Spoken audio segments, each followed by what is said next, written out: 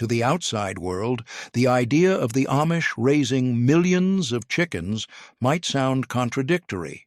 After all, the Amish are often associated with small barns, family gardens, and modest farms. But step into Lancaster County in Pennsylvania or Holmes County in Ohio, and you'll find something remarkable. Entire communities built around poultry farming, supplying eggs and meat on a scale that rivals modern agribusiness, yet done with a distinctly Amish touch. The Amish do not rely on the noisy, high-tech, industrialized setups you'd see in mainstream factory farms. Instead, their methods blend tradition, family labor, and selective use of technology permitted by their Ordnung, the rules of their community. In some settlements, diesel-powered ventilation systems and propane heating are used to keep barns at the right temperature, while still avoiding the grid electricity they believe ties them too closely to the modern world. What makes the Amish poultry system unique is its scale paired with simplicity. A single Amish family might manage 20,000 to 30,000 chickens in long barns, not with giant corporations' computer controls, but through hands-on monitoring, family cooperation, and careful attention to animal health. Multiply that across dozens of families in one district, and you begin to see how millions of chickens are raised under Amish care each year. Yet, unlike conventional poultry farms, Amish farmers maintain a more personal connection with their flocks. Children as young as 5 are often involved, helping gather eggs or refill feeders. This creates a sense of stewardship. The chickens are not just numbers on a spreadsheet, but part of the family's livelihood and responsibility. The result is a system that can compete in output with industrial farms while retaining an ethos of humility, hard work, and faith-guided care. Barns built for efficiency and care. While Amish farms don't resemble the glass and steel mega-facilities of modern agribusiness, their chicken barns are designed with incredible practicality. Built with simple lumber and metal roofing, these structures often stretch hundreds of feet long, housing thousands of birds at a time. But unlike industrial farms where everything is automated and distant, Amish barns are designed to allow hands-on care. The barns are insulated not with expensive high-tech materials, but with locally sourced solutions that are affordable, simple, and effective. Many barns have windows strategically placed to allow natural light, something absent from most factory farms, giving birds a more natural rhythm of day and night. Inside, you'll find rows of feeders and water lines running the length of the barn. Feed is distributed in bulk, often by gravity systems or small mechanical augers powered by compressed air. This means families can handle huge flocks without needing grid electricity. Water systems are carefully checked each day, often by children assigned the chore of walking the barn to make sure every nipple drinker is functioning properly. This daily attention helps catch health problems before they spread, something that large-scale corporate farms often miss. The cleanliness of these barns is another key factor. After each flock, barns are thoroughly cleaned, bedding replaced, and the environment refreshed before new chicks arrive. Amish farmers may not rely on chemicals, but they are meticulous about hygiene, knowing disease is the greatest threat in large flocks. The barns, though simple in design, are maintained with almost religious discipline, reflecting their belief that caring for animals is a form of stewardship entrusted to them by God. Feeding the flocks naturally and economically. One of the reasons the Amish can raise such vast numbers of chickens without the full machinery of industrial agribusiness is their smart, efficient feeding systems. Feed is the single biggest cost in poultry farming, and the Amish treat it as both a science and an art. Instead of buying heavily processed commercial blends, many Amish farmers grind and mix their own rations using locally grown corn, soybeans, and small grains. Some families even maintain their own feed mills powered by diesel engines or belt-driven systems, keeping production entirely within their community. This self-reliance has two advantages. First, it keeps costs low and avoids the dependency on large feed corporations. Second, it allows the Amish to adjust feed formulas seasonally, depending on whether the chickens are being raised for meat or for eggs. For layers, calcium-rich supplements like crushed limestone or oyster shells are added to strengthen eggshells. For broilers, rations are higher in protein, ensuring fast and healthy growth. What's striking is the balance they maintain between efficiency and natural care.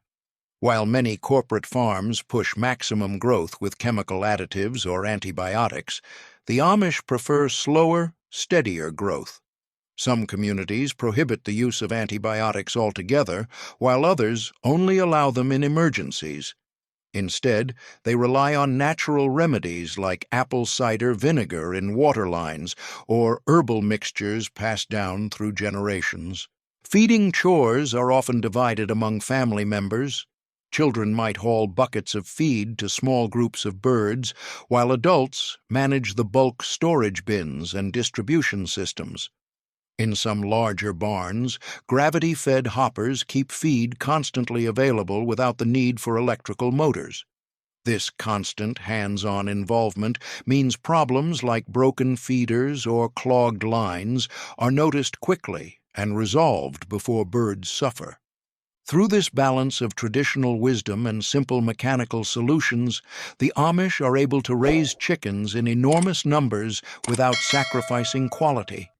Their flocks grow strong and productive, not through shortcuts, but through steady, thoughtful care. Egg production on a massive scale. Eggs are one of the most profitable parts of Amish poultry farming, and entire communities depend on them as a steady source of income. Walking into an Amish egg barn is an experience very different from industrial operations. Instead of endless conveyor belts and automated collectors, you'll often see long rows of nesting boxes, carefully built from wood, where hens lay their eggs in a cleaner, calmer environment. Gathering eggs is a family chore.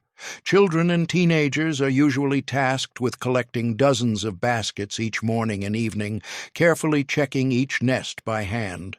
This not only ensures that eggs are handled gently, but it also allows families to spot issues like cracked shells, sick hens, or overcrowding before they become bigger problems.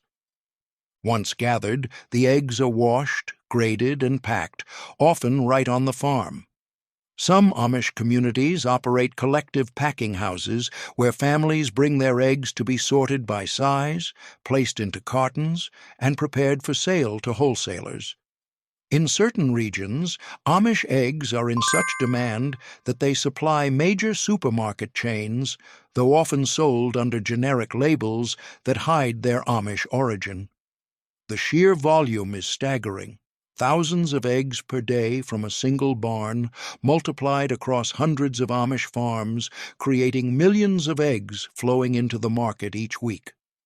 What sets Amish egg production apart is the balance of scale and simplicity. They can compete with corporate producers in output, yet their methods remain grounded in family labor, natural care, and a slower pace. The hens are not treated as faceless production units, but as part of a cycle of stewardship. This philosophy shows in the final product: clean, fresh eggs with shells that feel sturdier, yolks that appear richer, and a quality that buyers swear they can taste. Family labor and community networks. One of the defining features of Amish poultry farming is that it is powered not by machines, but by people. Families working side by side, day after day. From the smallest child gathering eggs to grandparents overseeing flock health, every member of the household contributes to the success of the operation.